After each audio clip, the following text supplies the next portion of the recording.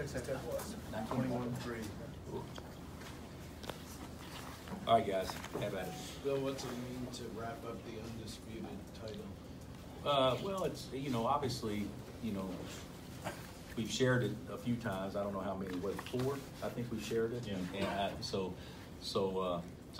I think they all feel great, but, if you don't have to share it, you shouldn't. And we didn't play great tonight. We played great stretches, though, first half especially. And it's nice to, in your home season on a win so the guys can go out in style. What sets this senior class apart from the others? I don't know. You can't say that this class is for sure better than last year's class. Heck, my son was in last year's class, so I gotta at least say that. But Landon and Frank were pretty special, and then I'm how do you say that about Perry Ellis? I mean, so I don't think you can say that one's better, but I think you can say certainly with this class and those two guys that play, they maximize their time here. You see those guys tear up like that, giving them their speeches, Coach. How do you respond to that? I didn't have to, but this place means a lot to them. I mean, when you care that much and you invest so much over time, and I've said that all along, like a freshman, he can't feel that. A sophomore may not can feel that. It's not anything negative. They can't. I mean, they haven't been here long enough, and because you can think you feel it, but you don't really feel it until you actually experience more. And they love this place, and this place has changed them and has put them in a position where they can have an unbelievable life, and their families deserve the credit on that. But they've made so much of it in life. I think is we look at things and see how things affect us. Those two out there, they looked at it on how they can affect things, and they're both really special kids. You referenced the up and down and the challenging part of this season and all that, but then you said the bottom line is these guys know how to compete. Mm-hmm. Did you think midway through that you'd be saying that about this group? Honestly, no. But I don't think it was midway through. I think it was, 2 games in. Yeah. Because I didn't feel it, and there's been numerous times during this conference season that I haven't felt it, and but when we haven't played well, we've had 1 or 2 guys step up in that particular game to kind of carry us or whatever it is, but we played better here the last 2 weeks. There's no doubt about that, or last 2.5 weeks, but this is a different team than what we've had. You go into games with this team a lot of times. Well, we need to make shots to win, and we haven't had to think like that before. No, all we need to do is just play hard and compete. So I think there's less margin for error with this team than any team that we've had. Devontae mentioned the online criticism in his speech, and Peter said that he kind of has been playing with a chip on his shoulder. Who has been? Devontae. Yeah. Do you think that that's kind of been a helpful factor for you guys? I have no idea. I don't do the social media stuff. We live in a cocoon, and we actually know less about what's going on out there than what you guys do. A lot of times you guys ask us, what do you think about this? And that'll be the first time I've ever heard anything about that. And the players obviously are a little bit more privy to it because they're all on social media. But, that's not the reason why we won. Trust me. But sometimes I don't think it's awful to be humbled a little bit and have to kind of grind through some stuff. Can you explain how it came to be that your players wore the red uniforms today? I'm not a fan of red at all, but Adidas got us some red uniforms because number 4 said that was one thing that he wanted before he left out of here to wear a red uniform, and we didn't get them until after conference play started. And of course, I wasn't going to wear them and not play well because of our uniforms, obviously. So this was the last game that we could do it, so we did it. And I told him we better win. And because red hasn't really been great for Kansas over time. First time I think Larry Warren was in the Final Four in Dallas, and it hadn't been really great. So I was glad that we were able to pull it out. favorite Devontae Graham story? No, probably not.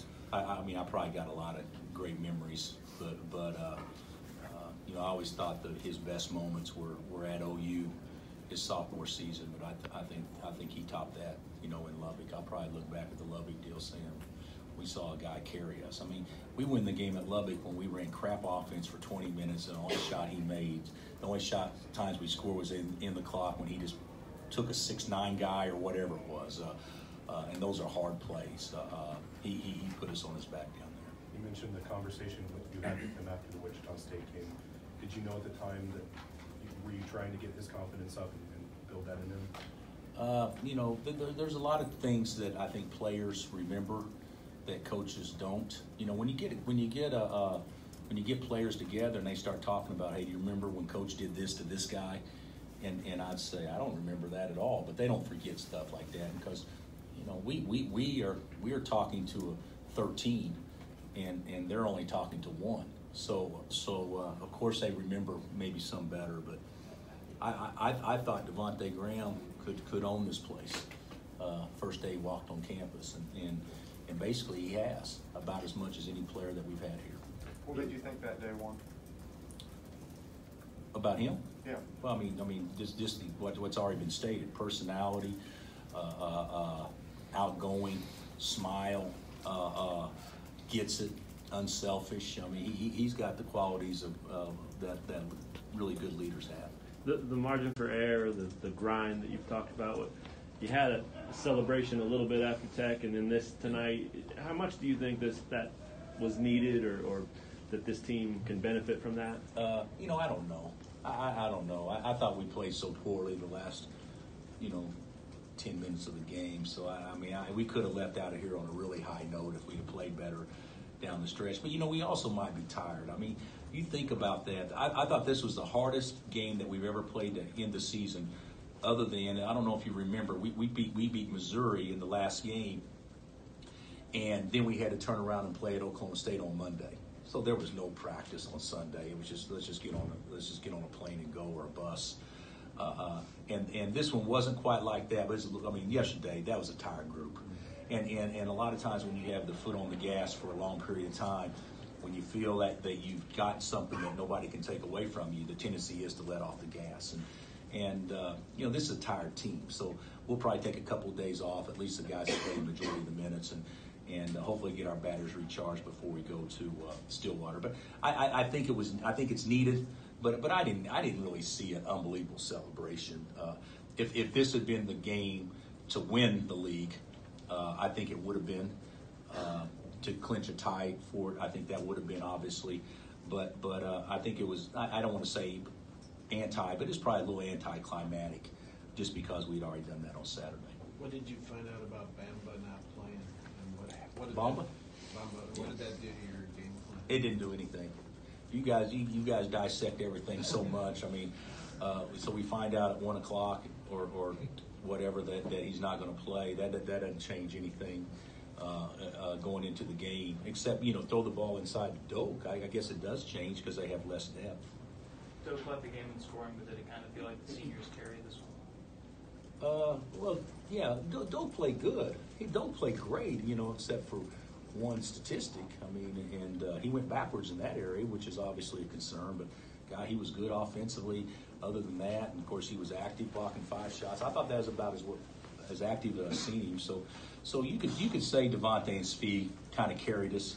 Devontae's floor game, and Svi scored the ball well early. But the reality of it is, Marcus Garrett and Doak may have been our 2 best players in the game today. Is Udoka's effort becoming a little bit more consistent? I think so. I think so. I don't. His conditioning. He gets his second foul because he's tired. And so that worries me a little bit. I probably need to not let him play as long as stretches. But I think he's playing with a lot more energy and a lot more oomph probably than what he was earlier.